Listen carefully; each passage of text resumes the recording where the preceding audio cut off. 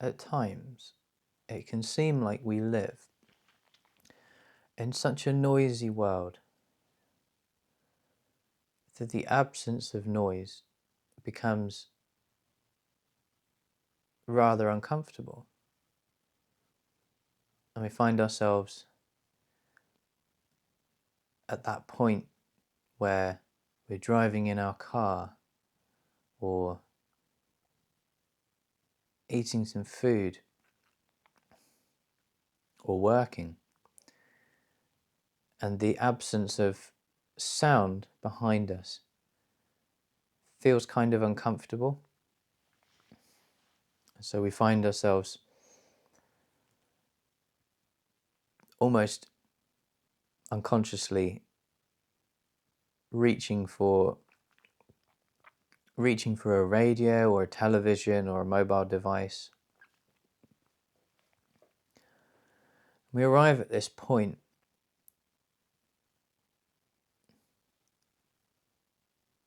where our lives don't really have a huge amount of silent space in them.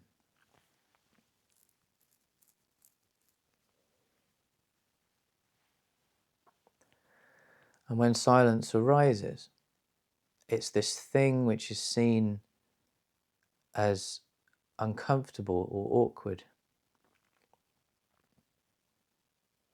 which is kind of ironic because the moment silence arises, there is an invitation. Every moment of silence is an invitation to look, to feel, and to allow ourselves to be drawn into the depth of the experience that we're having in this moment. It's an opportunity for us to be with the food that we're consuming, or to be with the work that we find ourselves engaging with, or with the drive that we're undertaking in that moment. And in the case of being with other people, it's an invitation for us to really be with that person. And how many times do any of us find ourselves in a position where we're having a conversation with someone and the conversation hasn't really come to its conclusion? It doesn't feel like it's come to its conclusion. There is more to be said or more to be explored. But this period of silence arises where neither party really knows exactly what to say. And rather than just honoring that silence, there's a kind of awkward, maybe I should do something else right now. And then there's a parting of the ways. And it's interesting because we are so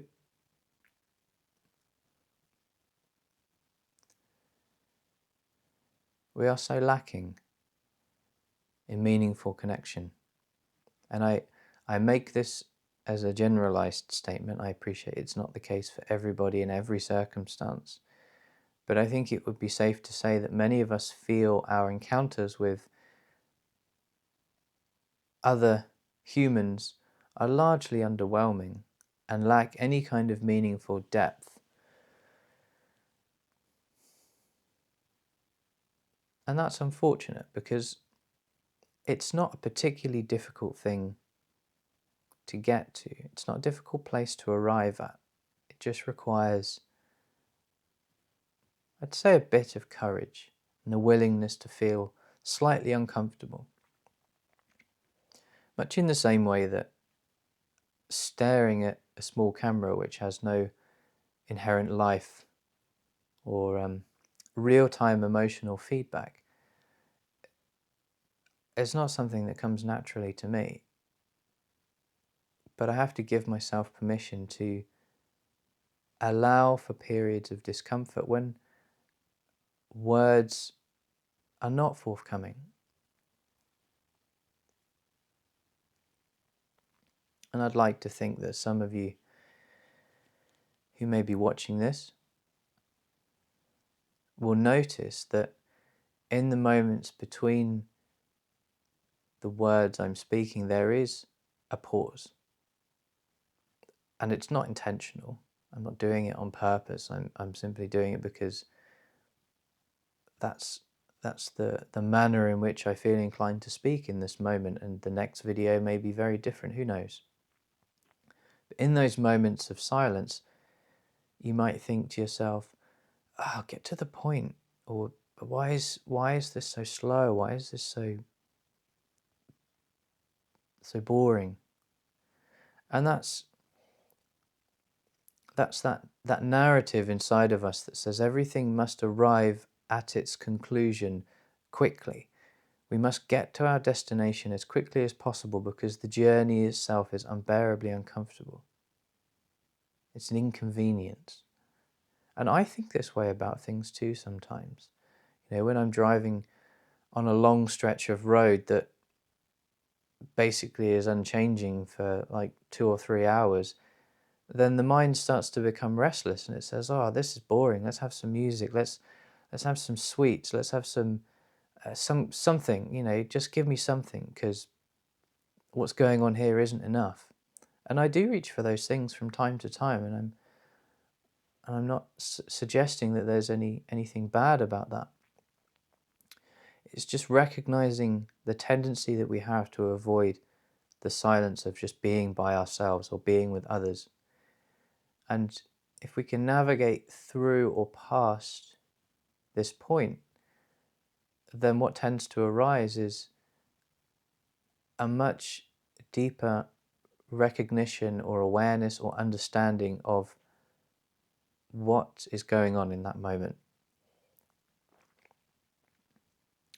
And for much of my life, I've avoided silence in many ways, either through constant stimulation, through distraction, through some kind of activity which itself is largely pointless. It simply serves as a way for me to not be with or by myself. And in those moments when I'm forced to be with or by myself, such as when I'm sick, or when I find myself in a position where I simply cannot be in a state of distraction, like in a waiting room, for example, then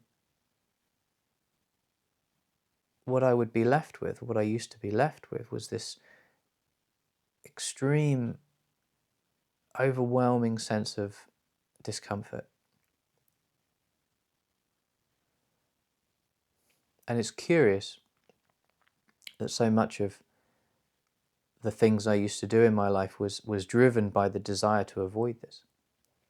And again, I would say, without criticism, that many of us, increasingly perhaps now, are living in very much the same way. And so we don't have this opportunity to connect more deeply with ourselves or the things around us in those moments. And it occurs to me that we also lose, by avoiding those moments of silence, we also lose the ability to reflect and to process and to explore the experiences that we've had, the realizations or the insights that may have occurred to us throughout the course of the day or throughout the course of a period of time that we have just come to the end of.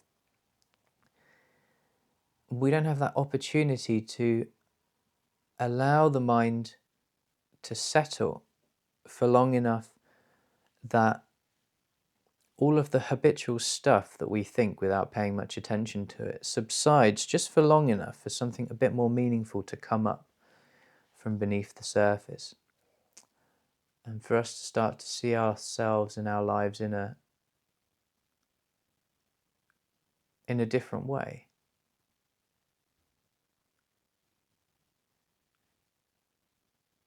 And I came across a quote recently. I think it was attributed to Nietzsche. There are no facts, only interpretations. And so many of us are living in this position where we are perceiving the world in a particular way, for better or for worse, and have come to the conclusion that our perception is truth, that our perception of the world is objectively real. And when something is seen as objectively real, it doesn't have any room for change. And you can take that from the smallest to the most grandest level you like. You could say, this thing in front of me is ugly. This thing in front of me makes me feel bad. This thing in front of me is inconvenient. This person is inconvenient. I am inconvenient. The job market or the financial economy, the status of the economy is terrible, or the political parties are terrible. And there may be a degree of truth in those statements, but there is also the possibility of many, many other things being present. And when we create a perspective that we determine is truth, we close our minds to the possibilities of anything else arising. And that's not to say that we should look at someone or something which is causing harm to others as positive. That's not what I'm suggesting. What I'm suggesting is that if you see something and your perspective of it is causing you harm, then perhaps considering the possibility that there is some good or some value or some reason why this thing is arising in the way that it is, it takes that fixed position and makes it slightly malleable. And when it comes to perspectives, anything that can be challenged in that way, anything that can be questioned or inquired into in that way, to such a degree that it does become slightly malleable, allows the possibility of change to arise. And in many cases, if we're holding a perspective that's causing us pain, that's causing us suffering, giving ourselves permission to consider and to allow the possibility of that perspective not being true, objectively true, gives us an opportunity to relieve ourselves of the suffering which, for the most part, we say we don't want.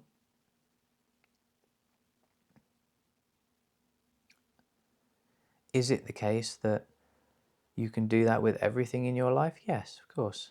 Is it the case that you will? Perhaps not. Are there things which I have arrived at a point of understanding to the point that they don't cause me any suffering anymore? Absolutely. But there are also things which arise from time to time that I don't see that way. There are things which arise where there is still a degree of discomfort or suffering. Like how I see myself, my perception of what John is and what that means and how other people might perceive that. And that's a sticky one for me. So it's a process. But it's a process worth embarking upon, because without looking in that direction, you are bound to accepting whatever you have in your system as true And the worldview that you hold will confirm that and will reinforce that and will drive you further into that. And if that perspective or position is uncomfortable, it can only go in one direction.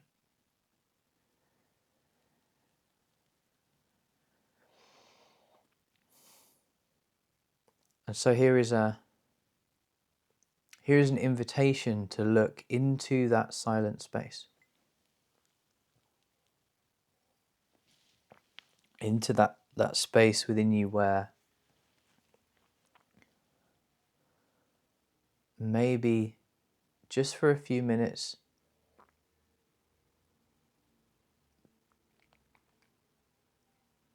you give yourself permission not to be doing stuff, meaningful or otherwise. You just carve out a few minutes of your day.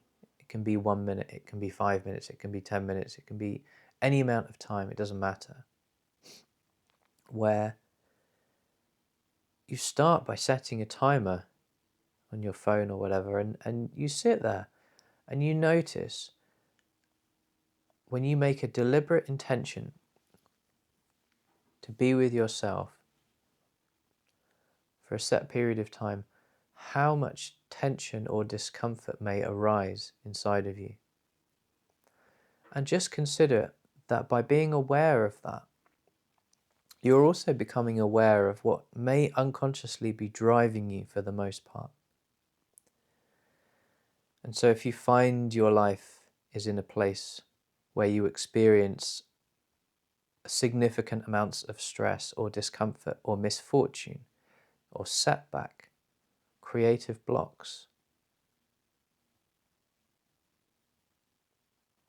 then there is an opportunity to look within yourself for perhaps a sense of what may be driving you, or may be leading you to make decisions from that position, which will, of course, reinforce that position. And as you become more familiar with the sense of discomfort or ease which arises inside of you in those moments, you start to begin to understand yourself. And I don't think there's anybody out there who doesn't want to understand themselves, but the lens which we are using to understand ourselves is the perspective or opinion of others, which can only take us into the realm of information. There is no substitute for experience, and the simplest experience we can have is the experience of being with ourselves in those moments where we choose to do nothing. By making a choice, we're choosing to illuminate what exists inside of us when we are most in need of it.